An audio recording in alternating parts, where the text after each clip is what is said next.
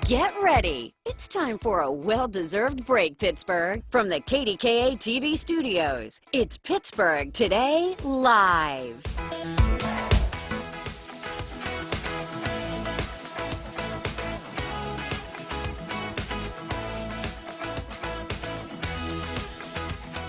Hey everybody, and happy Monday. Happy Monday. I don't know if you noticed, I was wearing a different dress on the walk-in.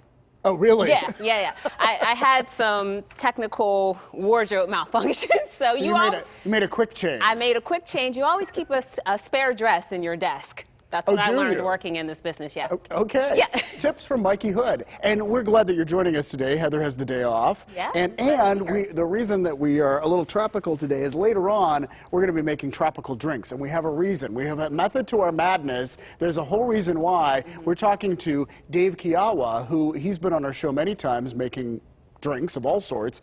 He is picking up, leaving Pittsburgh and moving to a tropical island. And so we're sharing, he's sharing one last drink recipe, and we're going to make them, and we're going to drink them. I'm excited. I've never made a drink before, a cocktail before, so this will be all new for me. Oh, well, you know what? And he provided very simple steps because he knew that we had to do it on our own, so he left nothing to chance. Oh, good. He looked at us and he thought, you know what? You two need something easy.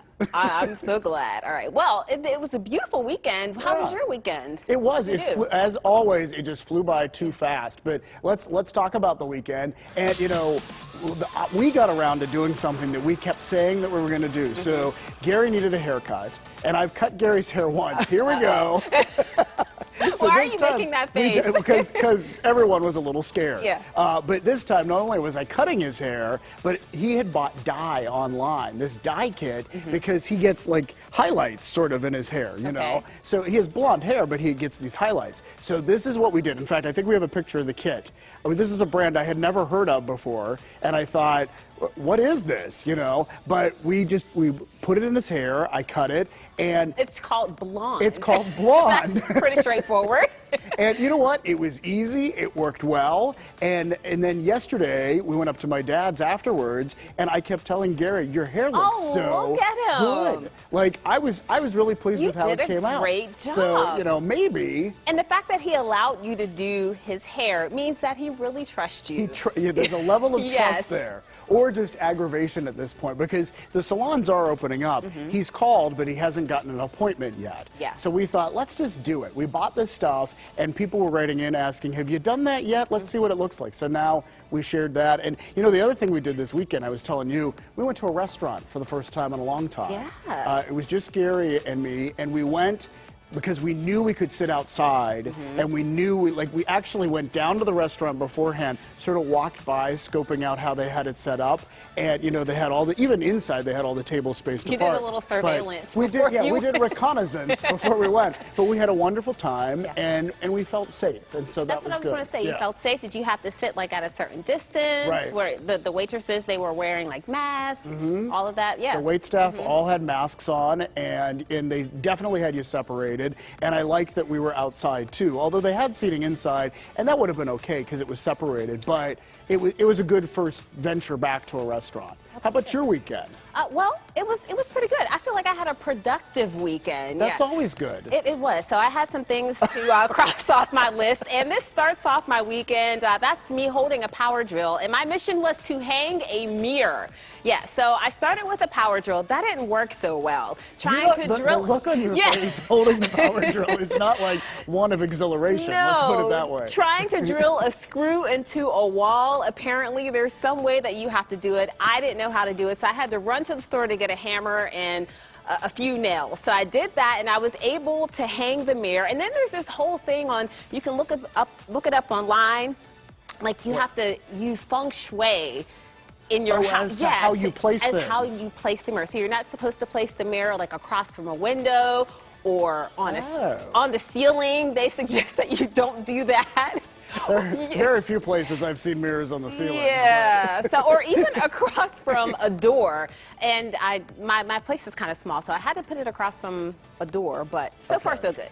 But look, it looks great. It looks even. I think you accomplished the job. I think so too. And do you have a sense of empowerment after? I do. I always feel that way after I've been hammering or nailing or sawing something. Well, let's just hope it doesn't fall. And then, after all of the stress of trying to hang that mirror, I went to Mount Washington to the overlook here just to kind of take a woosah, just a breath and just enjoy our city. And we just have such a beautiful skyline. And it was so windy, but it was so beautiful this weekend. And so it was just great to see people out and socializing and just having a wonderful time. And Mount Washington, nothing beats that. It doesn't. Like every once in a while, whenever maybe you're down in the dumps or something, you go up there and you look at our city and just how gorgeous it is from that view. And it just makes you feel better. It does. And even the incline was running this weekend. So, because I know they had shut down their service for a while. So that was it was great to see. That's awesome. Well, the other thing that can brighten people's spirits is just smiling. Yeah. And today is a special holiday, in fact. It is a Smile Power Day. Yeah, so we're supposed to challenge ourselves to smile more often. And when you're smiling at someone, you're telling them that they are valued and that you trust them and just, it's more attractive pretty much when you smile. I think that's absolutely true. Like, I know people, and pets for that matter too, who I know some dogs that always smile. Pets, they always appear to be smiling. Yeah. Like maybe it's just they're panting for more air. I don't know, but they look like they're smiling, and as a result, they just look friendlier. Yeah. And when you take time to smile and someone smiles at you, you really do feel. I think. There are things in this world that science can't measure yet. And I think you put out this positive energy. I think somehow that's palpable and people feel it on the receiving end. So I'm a big believer in smile power. And it builds trust. And the only thing though is that with having to wear the mask, it's hard to see people Mikey. smiling at you. Yeah. So I just kind of try and do an extra big smile. Right. 'Cause I love to smile. You know what we should get? We should get masks that already have lips and teeth and a smile on, and then we could smile at everyone. Or even maybe clear ones. Okay. Oh, that's true too. We're thinking it's difficult to smile with your eyes over the masks. Smizing. I've tried that in the Giant Eagle. People have smiled at me, and I'm but I think maybe what I end up doing is just kind of sneering at them. I think you're what is wrong with that man? He's not at all friendly. What's wrong with him? All right, so last week we were talking about grammar, and I don't know how this came up. We were talking about how Patrice King Brown used to be my grammar go-to here at KDKA. You were telling me, yeah. If I were writing a story and she, we had desks in the same row, and I would go to her and I would say, the one in particular is lie and lay. And I get so even when I think I know, then it's confusing. So anyway, our viewers are wonderful, and our viewer CJ wrote in, and apparently CJ actually wrote a short book on grammar, but he says we lay objects. So lay the extra pillow on the bed. Okay. People and animals lie. So I'm going to lie down for a nap. So people lie, and sometimes they do lie. They do. That's how you can remember it. That's how you can remember it. Yeah. So, all right. So, thank you, CJ, for checking that out. I always get confused when to use the and the. I think you're supposed to interchange those. Yeah. I think you're supposed to use the.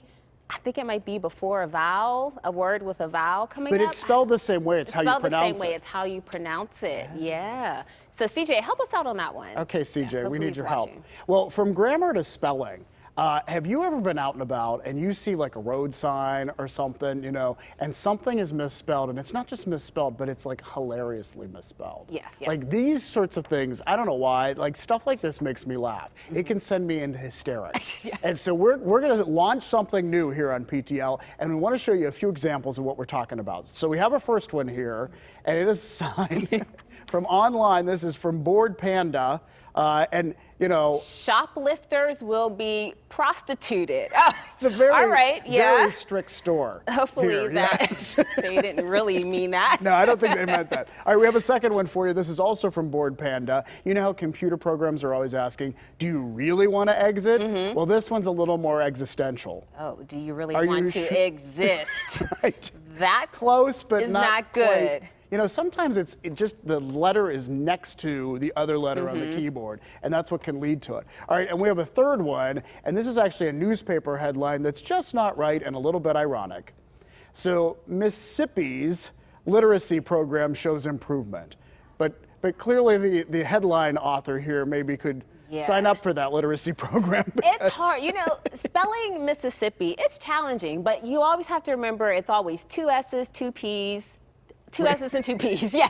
I'm not going to try and spell it right now, but I still have trouble with Massachusetts. Like, I have to, like, that's a state. I remember learning Mississippi first, but Massachusetts is still a state I have trouble with. So anyway, the reason we're talking about this is if you see a sign like this or a newspaper headline or something that cracks you up because it's just a mistake, send it to us because we want to share them on the show. So email it to us at ptl@kdka.com and we will use as many as we can on the show. And you know, that makes me laugh. We have a TikTok video that we want to share with you that's making a lot of people laugh. This is going around the country. So we have some video we want to show you and then we'll pause to actually listen to it. But there is a critter of some sort in this backyard pool. And so there's a girl that jumps in to try to save whatever it is here, and things did not go super well. And you can hear the voice of someone trying to help her, maybe her mom. Just listen to how this goes. Don't touch him. I need gloves. Don't touch him. I have to help him. Give me something to get him out. Get a board. Yeah, put the chair.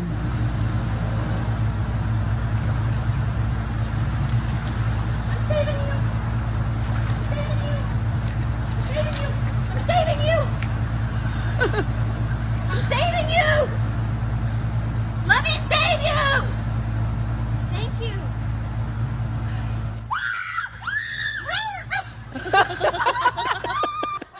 What was that? Was that a squirrel or a ferret of some sort? We understand the girl is okay. We want to say that. At that moment, I would have just passed out.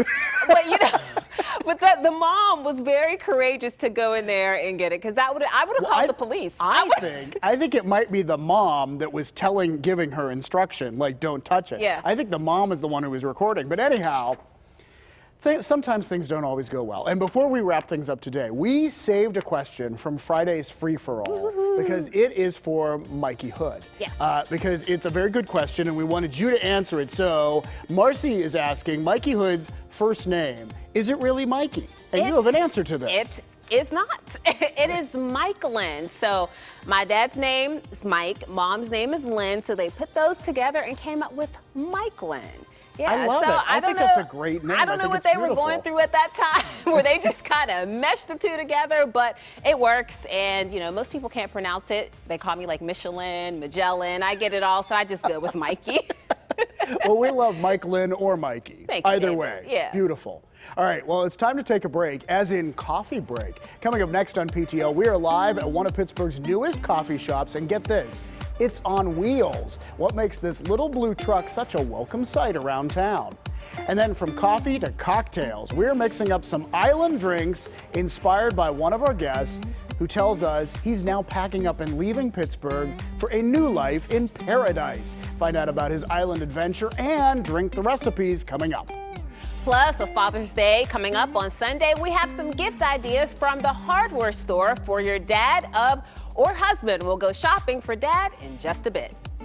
All of that and a whole lot more when PTL comes right back on this Monday, June 15th.